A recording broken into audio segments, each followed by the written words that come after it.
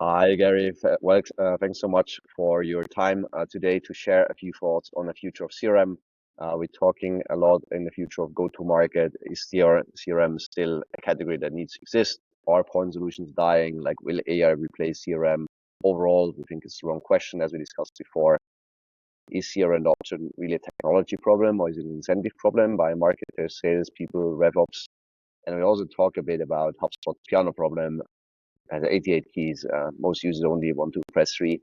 How do you do that? And if in the future, is AI replacing salespeople? Is it replacing CRM? Is it replacing go-to-market, or what's actually happening? And then we'll also talk a bit around recurring value leads to recurring impact, leads to recurring revenue, and not the other way around. It's not ARR just because somebody wins a 3-year contract. So over to you, Gary. Who are you? Why are you qualified to speak about the future of CRM? And also, what's your take maybe on what I just mentioned? Yeah, define qualified. Hopefully, I can add some value. I don't know about the qualified benchmark, but my name's Gary. I work at the HubSpot for Startups team. Essentially, what we do is we work with startups to help them with their go-to-market, right? Building out their sales process, building out their marketing. So hopefully I can share some insights of exactly what we're seeing, how AI is changing. Point solutions are still going to be very relevant, how they plug into your main tech stack. But I think we'll probably get into this a little bit later on. I don't think the CRM is going anywhere. I think it will look very different, but I think you're always going to need that system of record. So I'm excited for today's call to get into that. Yeah, and I think system of record, what you mentioned is like, how will it look like? I think nobody ever craved a CRM as like the system asking you to fill out 27 fields to press close one as a salesperson. Yes. Nobody ever waited for that. Like, my first touch point with CRM was back in early 2012 when I was selling Tesla Roadsters in Zurich, and I could go down to the car and have like a VIN, a vehicle identification number, like, and I could press 716 in sales because I was a sales for them in 5 years. So not like HubSpot bias by nature. And I could press three numbers and I could see what is the car, who does it belong to, what's the history. And I found that fascinating back then. When people hated CRMs back then, many still do. But I also didn't love that it has like rows and columns and so much. So now it's all the hype. Like, people say like, hey, there's coffee, there's Zero, there's Audio, there's so many AI first CRMs. People will not need any interface anymore. They will just like talk and chat to CRM. How do you see this? Like, HubSpot is like one of the leaders in like AI CRM adoption and like driving this with reasons on. Like, people are really skeptical, including me on some of the things. How do you see that in general in the CRM space by the startups you talk to, like the conversations that you're having? Yeah, I think like as you said, right, a CRM is a system of record, right? And it allows you to have that single unified view of my customer, track a bunch of stuff. But the problem that I suppose you have today, which is changing with AI, is that it still ultimately demands the rep to do a lot of admin tasks, right? Update this property, upload my notes from this tool to that tool.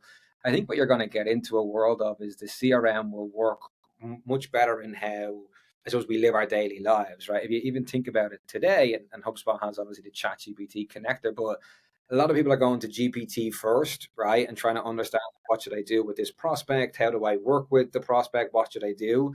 And so what I think you're going to see a world of today is you'll always have, as I alluded to, is the CRM will be the linchpin at the back of everything and it will store all the information. But in the future, all of your other apps, other integrations will plug in. And I think everyone's waiting for the day that the AI agents and the assistants are far more capable than they are today. So if we take a step back, where are we today? Is that AI is making us far more productive at doing tasks, right?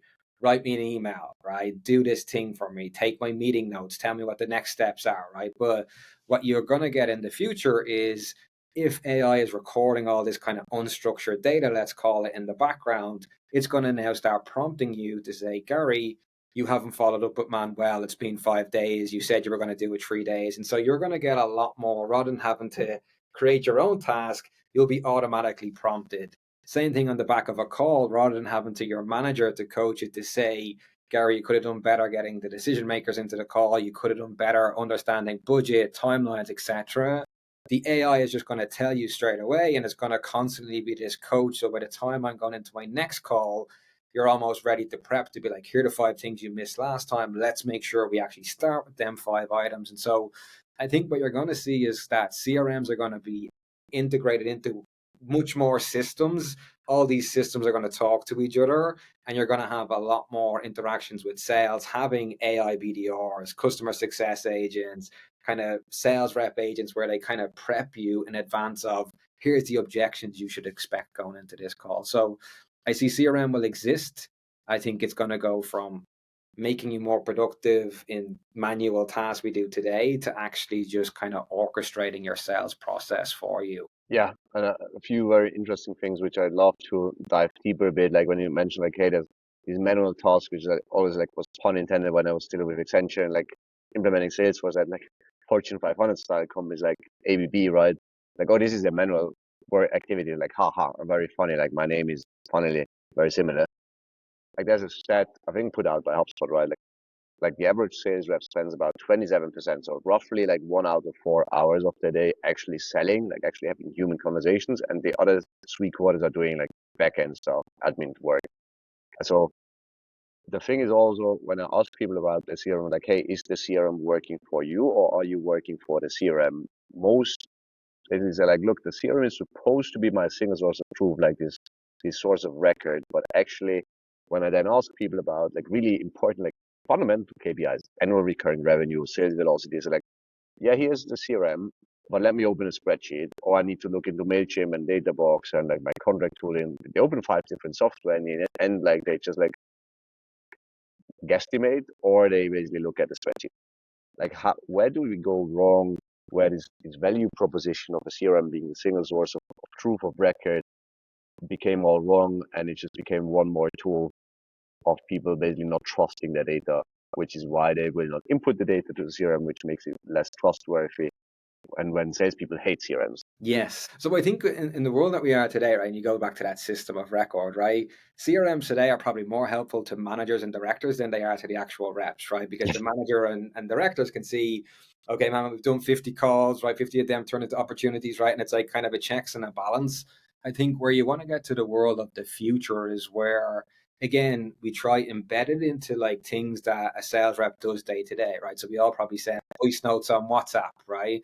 And so how do we make sure that if like I was doing that is like a rep could update everything they need in the CRM to be like, update Manuel's property here, move it to close one, book a task for this. And you're just actually talking to the CRM, maybe through a WhatsApp or whatever interface that you're used to.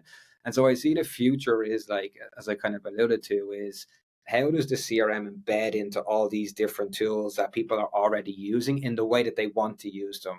Right. So I'm sure you've probably seen things like Whisper AI as an example, right? As you talk, it writes you this perfect email that you've talked. It will tell you here's points that you missed, and it will be able to send it.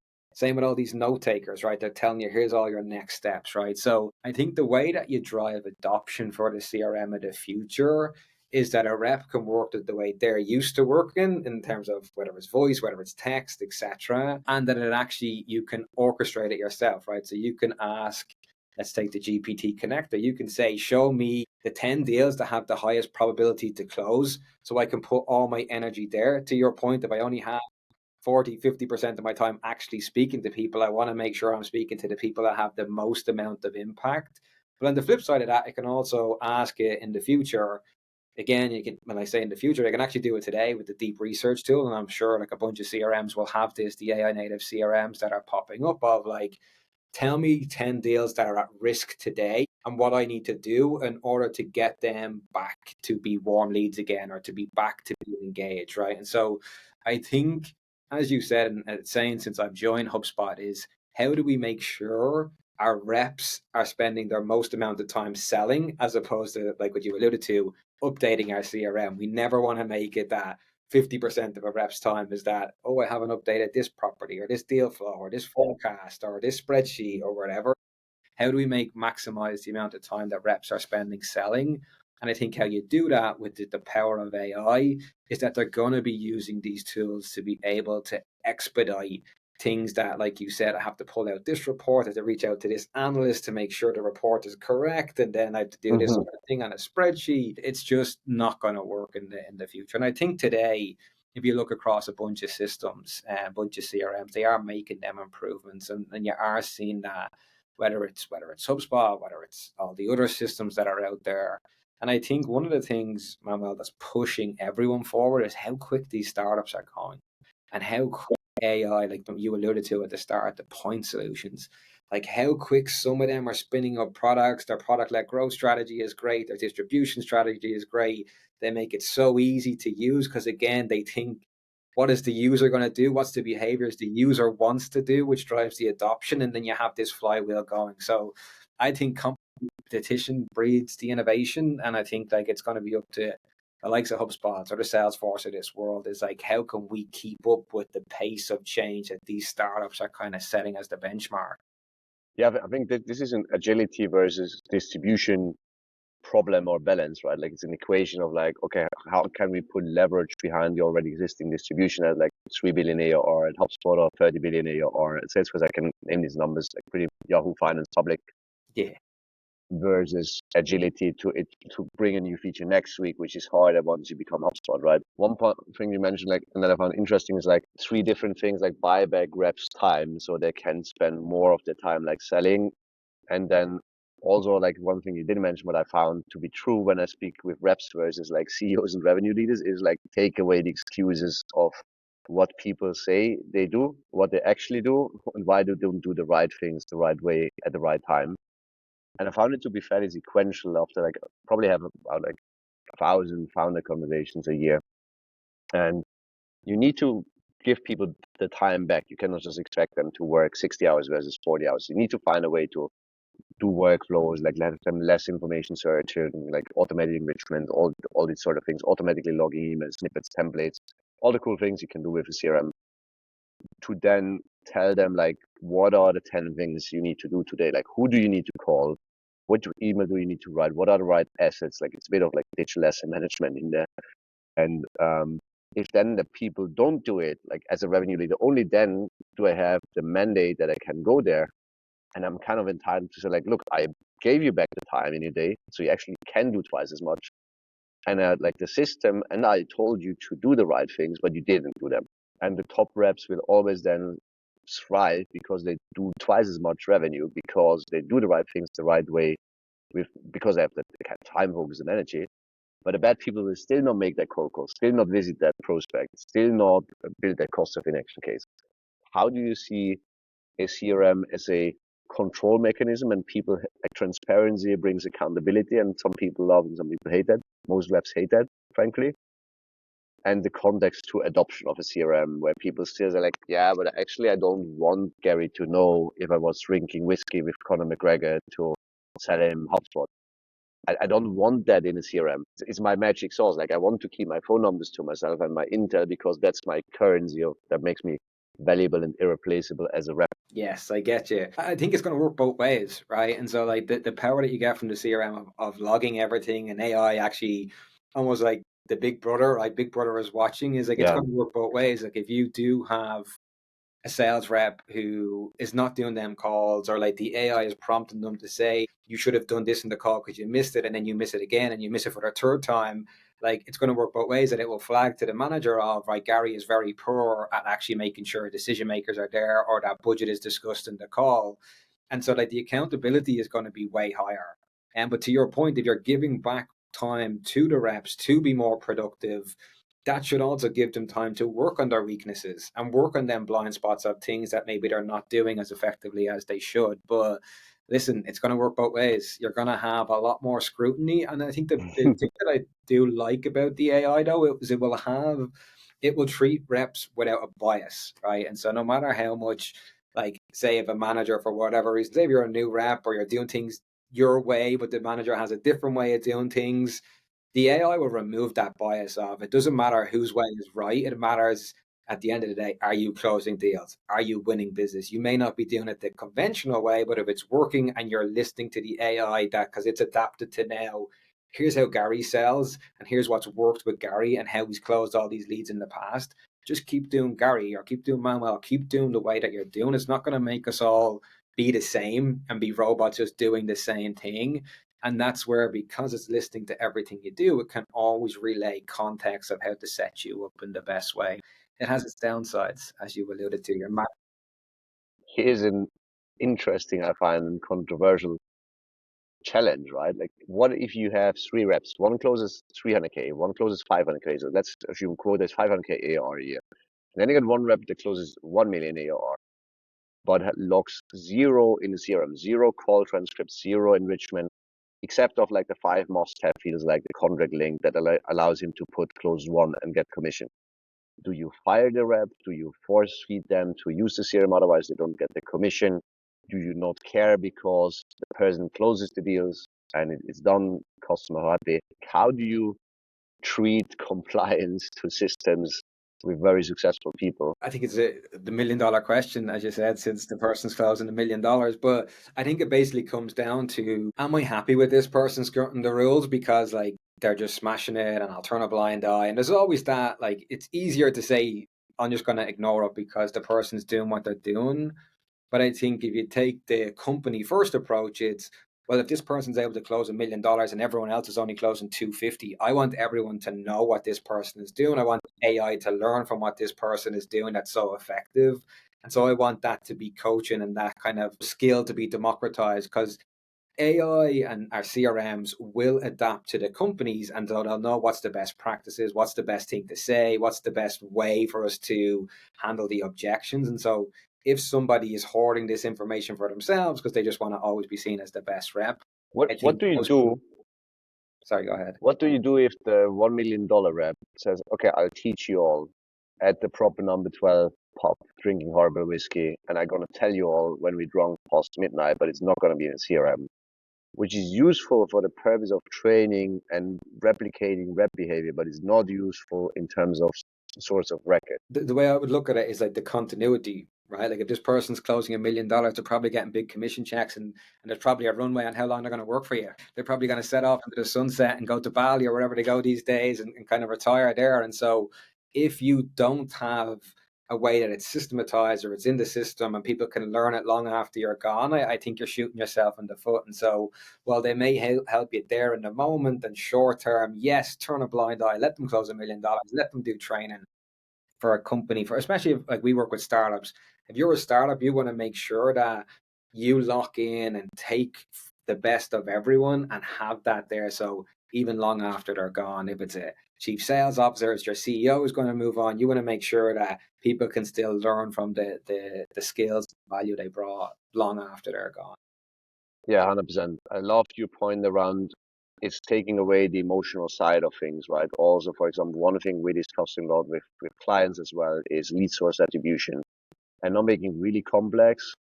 And they also like, hey, how do I do this with Salesforce or Audio or like Pipedrive? Like, honestly, I don't understand why HubSpot is the only CRM that's really built to integrate, to have marketing and sales not work in silos, but to my knowledge, it is still. And it's taking away this emotionality if you set it up the right way of like, hey, I love going to events and getting drunk, and this is why we should do more events. I love content because it's like fun to write. I love cold calls, like which is rarer than the events part, because like I can talk to people. And once you put lead source attribution into your CRM and you see like what marketing campaigns happen and what actually ends up in booked revenue and what is the retention, but that's true revenue operations. How do you see CRM going like not just customer relationship management in like ledger of record to becoming true revenue operations at the impact of AI? Because that is also a functional thing behind education of people thinking revenue architecture, thinking marketing, sales, customer success, and not just like isolated functions. Yeah, I think it's a great. Like, it comes back to, again, and I'll use that deep research because I think Kip and Kieran done a great one on the Marketing Against the Grain podcast. But you may set out with our ICP is X, right? And then you ask, run deep research, right, on any of these CRMs and tell me like what was the ICP, so the firmographics, demographics, business challenges. Like, tell me what was the last 10 deals that we closed. What was the Exactly. ICP look like? And it could be very different to the one that you thought it was, right? So in the same way you're talking about lead scoring, if you asked a salesperson on lead scoring and a marketing person, they probably have very different answers. And again, in my opinion, the marketing person may weight something like, again, our open rates are really high, so that's a sign of high engagement. But then the sales rep will say, well, they're not answering any of my calls. And so like there's a disconnect there where like what the AI will be able to do in the CRM is actually scan across, okay, we have 10,000 customers, go through all of them and tell me the traits across all of them of what was the most important, and let's benchmark our lead scoring. And the thing with AI is that you don't have to keep kind of it's learning on itself the whole time, right? So sales calls are more important, or marketing emails are more, whatever it is, it has an it's not my opinion, it's not your opinion, and we're in two different functions. Your sales, I'm marketing, to someone customer Yeah. success. It's purely looking at what the data says, and there's no bias in it. So that's where I think there's a world of, because the bias is removed, it removes the emotion, and it just gets people to focus on the right things. I'm finding interesting the language we use, and it's not a Gary or Manuel thing, but like we said, like AI removes the bias. Well, might AI be the new bias? Potentially. So it's not Gary's bias or Manuel's bias. It's just ChatGPT is integrated with like the CRM bias. I mean, that then like once it goes to really like relevant but difficult questions, right? Should we pursue going to the US or shall we go up market? And the AI said like, no, you shouldn't based on X. Like, do you base fundamental company decisions in go-to-market in revenue on AI versus CRM versus gut feeling versus leadership versus rep written or personal feedback? I think that's a challenging one in the future of CRM of like how much do you trust the CRM to influence decision making versus just getting sales, marketing, customer success operations done. I think it's a very interesting point. I think like if you look today, what is the superpower of AI? It's to really be able to crunch down and see what's working, what's not working, and tell you how to rinse and repeat.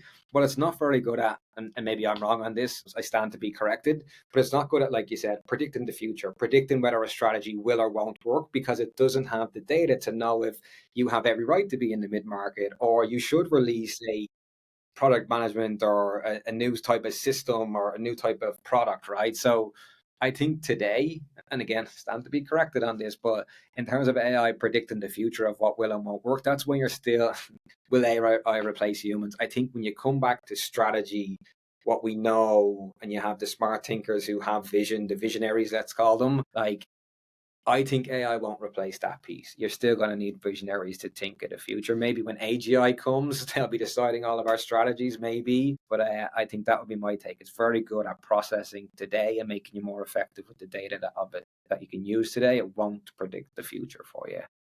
Yeah, I agree with you that the AI is still sort of backwards looking. It looks at what happened and it's sort of descriptive and can tell you based on the data behind us. There's like a fantastic book called Atomic Scaling about like top five gaming companies basically would do outrageous revenue per FT compared to even SaaS and AI companies. One like I think from Supercell, Clash of Clans, the firm that built it, like I think they do like 2 billion and 500 million EBITDA, like 200 people. That's outrageous, really. Prediction is as important as data.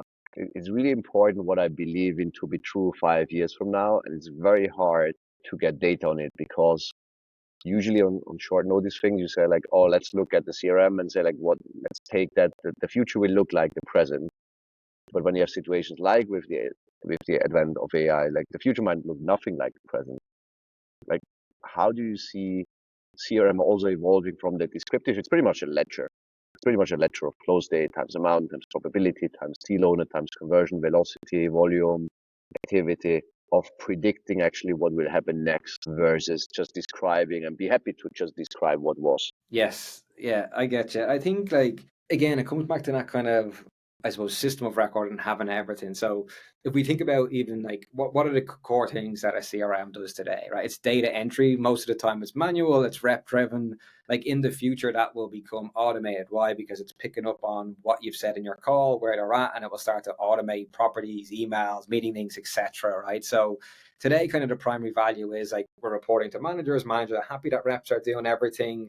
In the future, what you'll have is that potentially you'll have like an AI assistant that will say, do you want me to do that BDR call for you? Or do you want me to check in with them and see, is this done, right? And so it becomes a system of record or to a system of action where, again, you're still going to have the human, because the human is going to say, yes, that's a good idea, and let's do that, or like, no, because I think what AI won't do, Manuel, is like, if you think about the piece around in a call, right? In real time, if I see you're getting awkward, or like I'm not reading the room and I shouldn't be pitching you that $1 million contract because you're not bought in, like in real time, AI is not going to be able to say, Gary, no, no, no, like don't pitch the contract, right? Like, so I still think, like, especially for reps are going to exist. I think when you think of like the I suppose repetitive tasks they're going to do, they're just going to be washed away with.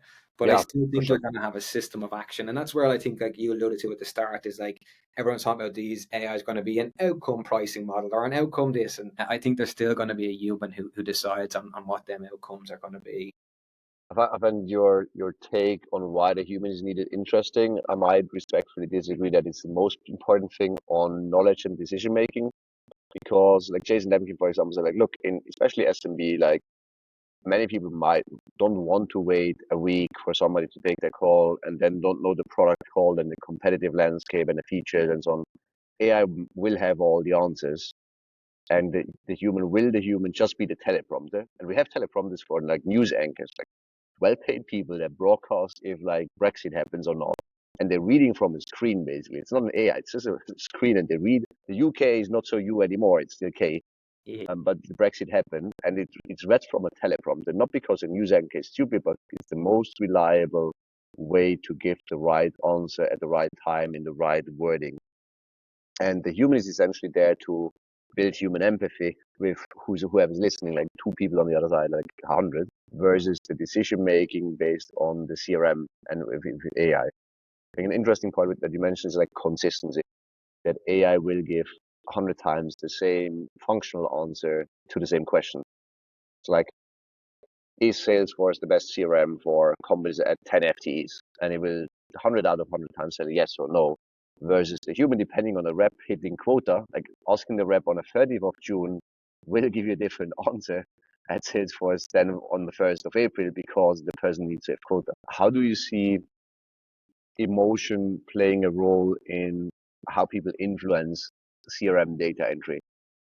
Because you see sometimes people just forecasting a deal differently, even if they know that's not true. You see people faking sales velocity, so they only open a deal once they actually got the signature in, and sales velocity is a day when it was actually a year. And these sort of things where people trigger and tweak the system for own, it's essentially for own benefit. Yeah, and I think that comes back to, I think it was Charlie Munger had the saying is show me the incentives and I'll show you the behavior, right? Like, so it's the same way of if you set BDR as a target of meeting attainment, well, then you're going to get loads of meetings where you're going to say, well, are the quality of them meetings really high? Same thing if you're breathing down on a rep of like, give me your forecast, and they say, well, obviously I need to forecast ahead of my number, or you're going to shoot ahead of me. So they're going to forecast ahead, and then that's where the surprises are. But I think that comes down to where the AI will be able to say, oh, like this deal is at a stage that it should be at because we know from past history. But I think to your point of the real time piece and like the teleprompter piece is that's where that human element comes in of like humans selling to each other, right? And so that's where I can read the room of based on maybe your body language or your facial expressions of you're buying into what I'm saying. And so I know I can go harder here, and I know I can push to be like, let's kind of get this done in the next week. Let's not wait for the next month, etc.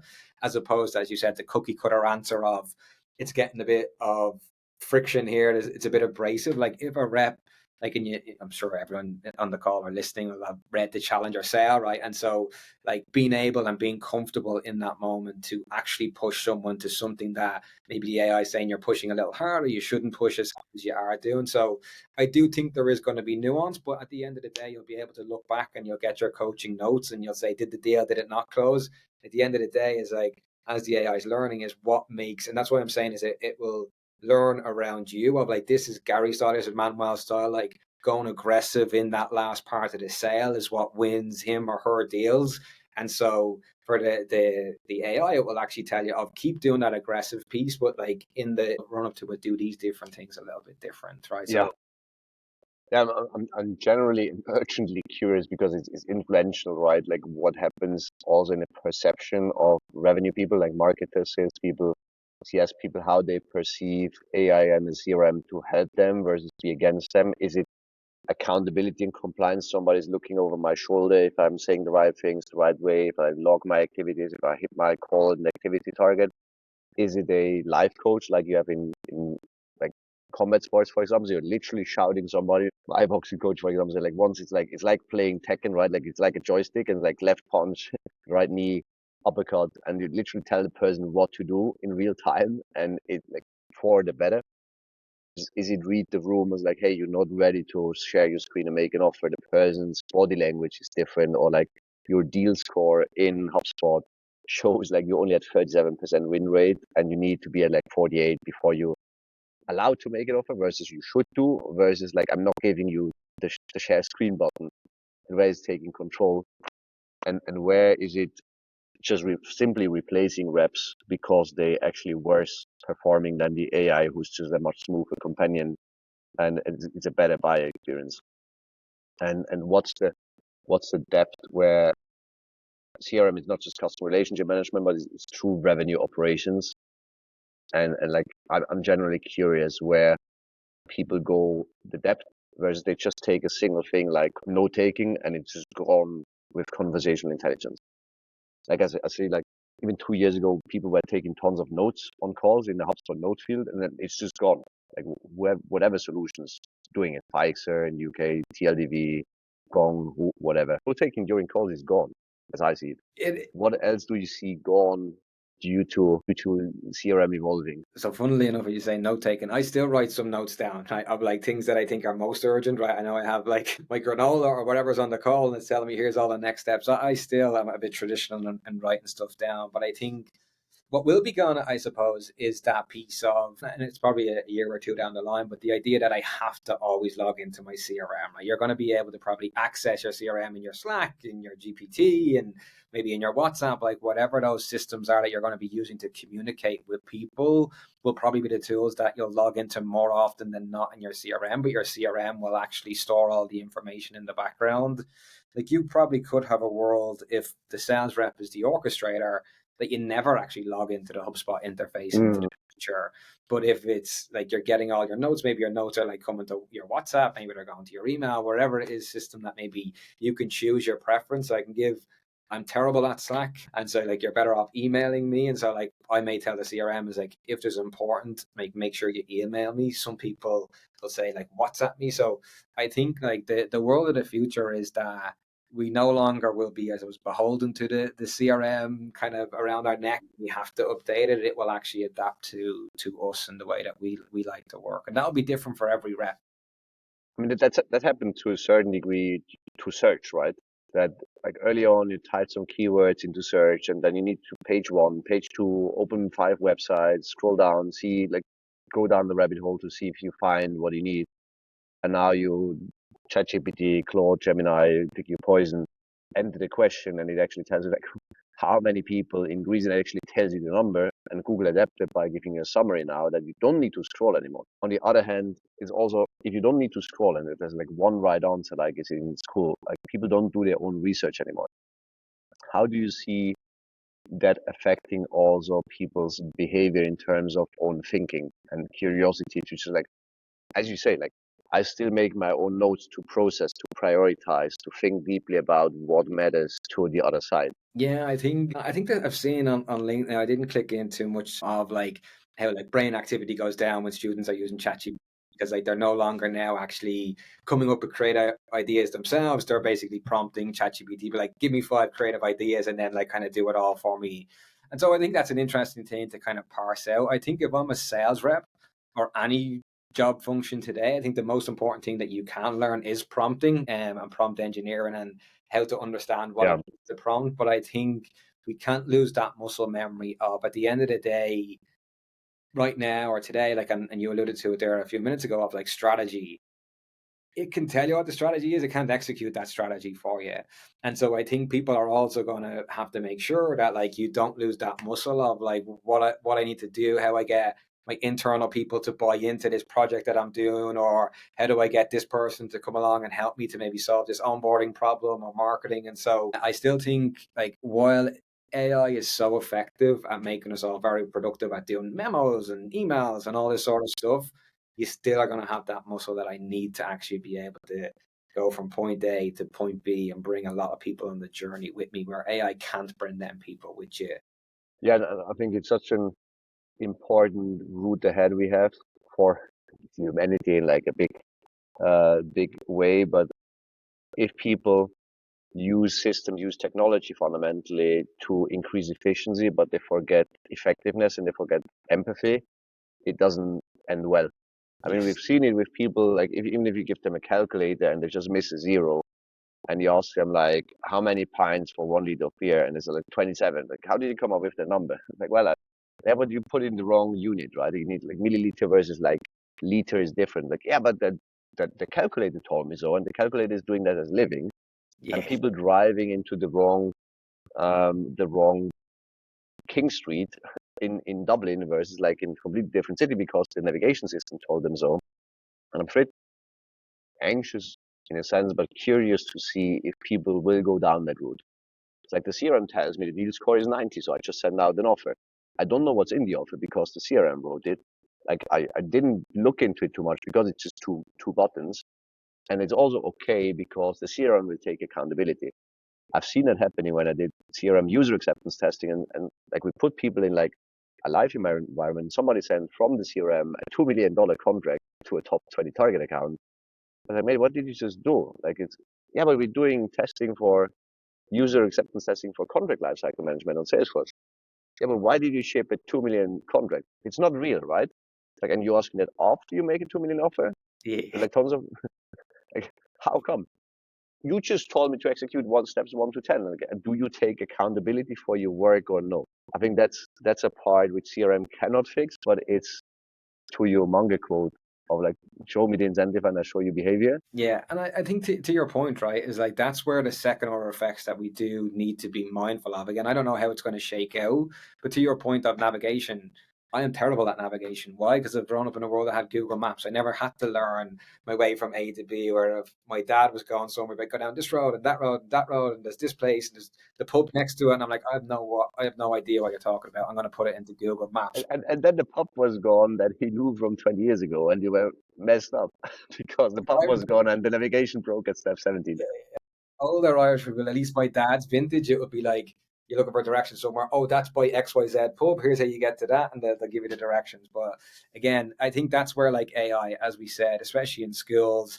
Sure, I think if you remember when ChatGPT kind of back in kind of what was it March 2020 when it first came out and everyone loved it, and then it kind of died a death because everyone's like, oh, that's just going to be for kids cheating on kind of school projects and using it for that. And then it had the resurgence where like businesses were like, oh, this is really going to be impactful for helping workers. So I think, listen, for my kids and stuff like that, it's that piece that you worry about is like, can you think for themselves? Are they always just chatting to an AI?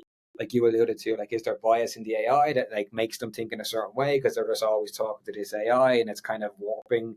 So again, that's kind of, I suppose, futuristic sci-fi. Like, what is AI going to do? Is it going to take over the world?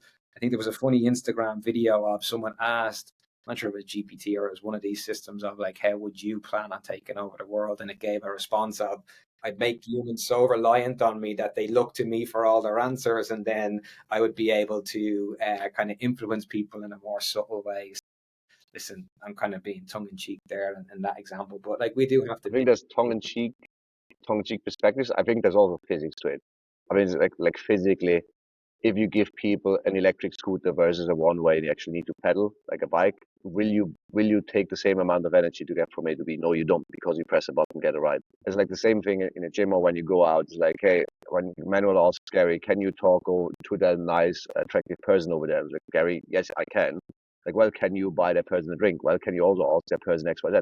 Yes, I can, but do I need to go on to do the full fulfillment part, or like how do you get better at this? Like, well, you don't. And I've seen this happening in the calculator example is like a real one out of a consulting assessment case study. And then the other one, what happened to outbound email with like sequence and basically outreach platforms like Outreach, Salesloft, where people literally say like, look, I launched a sequence. Can you help me get a 30% reply rate? Like, well, but your opening rate is 20. The math is not your friend. Like, who did you message? And the person generally to my face said, like, I have no clue. Like, yes, but you in your name send 200 emails. So 200 people have an email from you, Jake. I just call the person Jake, not the real name. And it's your accountability to send crap, right? To send like the wrong, like last name or whatever. I was like, no, it was AI doing that. It's like, yeah, but no, it was you, like in the inbox. How Yeah, do you see people blaming CRM versus taking accountability? Because that's not a technology issue. yeah, I think Like it's the how age. can you modulate adoption versus delegating responsibility? I think it's the age-old problem, right? When things are going right, like, so like if the AI is really working and like everything's rah rah, you're like, yes, that was me, that was not the AI. But when it's the other way around, it's like it's not working. It's like, well, the AI told me to do all of these sort of things. So, like, I think we're gonna, as you said, we're gonna still have to make sure that people are getting equipped and training, and it's not just put them into the wild and the AI will solve all of the problems. So you're still gonna have managers, right? There's still gonna be a world where we need to learn and teach people how to execute. But as you said, that is definitely going to be a problem of the future. Give it, I'd say, 2 years, and there's going to be a lot of people going, well, the strategy I came up with, AI generated it, so blame GPT and don't blame me, right? Or like the reason I sent them 200 emails was because our system wasn't set up correctly and the AI was learning off the wrong thing, and it told me to blast out these. So I think it can be a scapegoat, like we have a scapegoat for everything. Yeah, that's true. I think that's just fundamentally nature. Yes, yeah. I don't want to take accountability myself. It was the other guy's fault. Yeah, or otherwise a take Ozempic or beer or whatever, like fixing the problem, not the fundamental symptoms. So last question from my side. Like, I mean, this podcast is just like also a vehicle to instill my own curiosity. But seat-based pricing in CRM really exists in 2030. Funny What's the alternative? Because people talk, oh, it's all going to be usage-based and credit-based, but credits are terribly hard to understand for people. Seats are easy to understand, sell, measure. Yeah, I think funny. So when we were at the AI summit last week or 2 weeks ago in San Francisco, and there was a VC panel talk about this exact topic. In the world of SaaS, VCs loved it. Why? Because of how predictable it was, right? I sell $100, I know the customer dollar retention, the revenue retention, etc., and I know what the growth rate's going to look like, and so they love the SaaS model. Where VCs themselves openly said is like where we're now getting nervous with AI is like these usage models. So like I alluded to with ChatGPT, you can have usage that's through the roof, and then all of a sudden people get bored of your product and don't use it again, and your revenue goes from 100 million down to 10 million. And what do I do? They talked about companies implementing hybrids, right? Where it's kind of similar to what HubSpot does. Is like you'll have a base fee on your usage, and anything you go over that usage will be charged, right? People are worried about the seat-based model because AI is going to replace all these jobs, and so your seats aren't going to scale. I think some interesting startups that I've seen more in like the AI BDR space is they're kind of looking at, well, what is the system doing, right? So an AI BDR, you would pay typically a BDR, whatever it is, 50, 60K a year.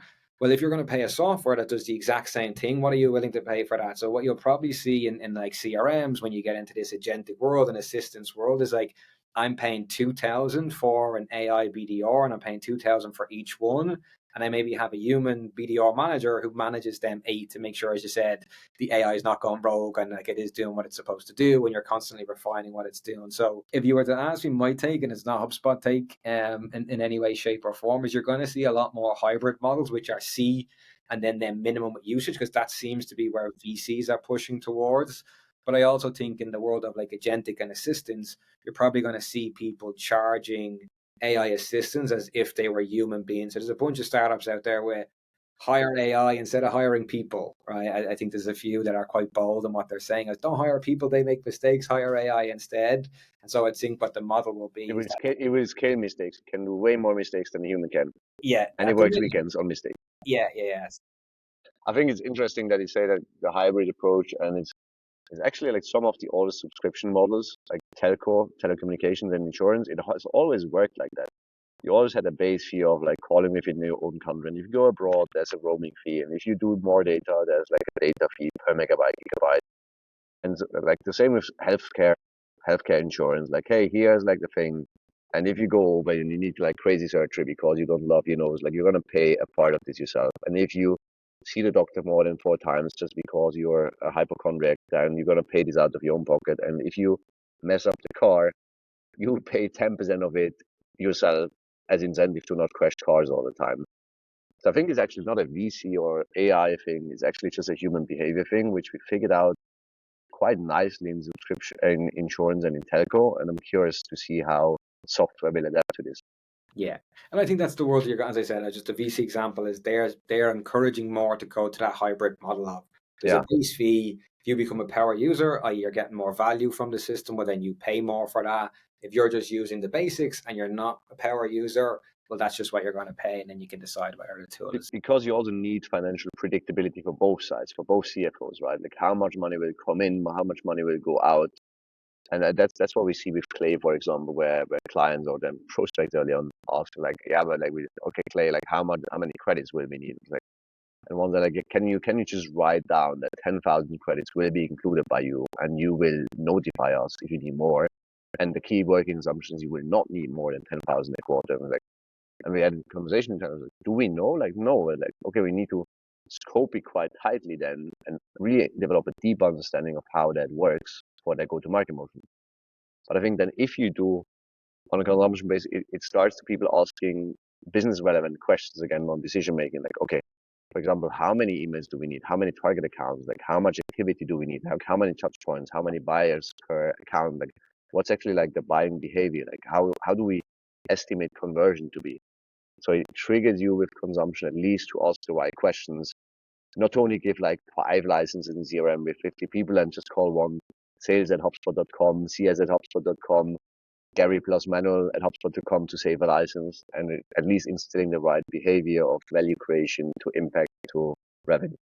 I think that's the exact point that I think, which is a good point to finish on, is like that value, that's going to encourage companies on the value creation piece, right? Like if the incentive is to get them to use the system as a power user and get everyone to be a power user, well, I have to get them to adopt it and have like that value piece where they see the instant value of the product, because if they see the value, they'll adopt it, they'll be more active, and they're far likely to be that kind of power user you're looking for. So it will force businesses to make sure they're adding value and driving adoption of people using the systems that they're selling them. Yeah, aiming to that. I think we could go on for another hour. Maybe we will down the line for a second episode. Gary, thanks so much for sharing all these insights with us. That AI will not completely replace reps, at least not the good ones. Bad ones, maybe. CRM will not go away, but it will hopefully change for the better to help people more do the right things versus take their time.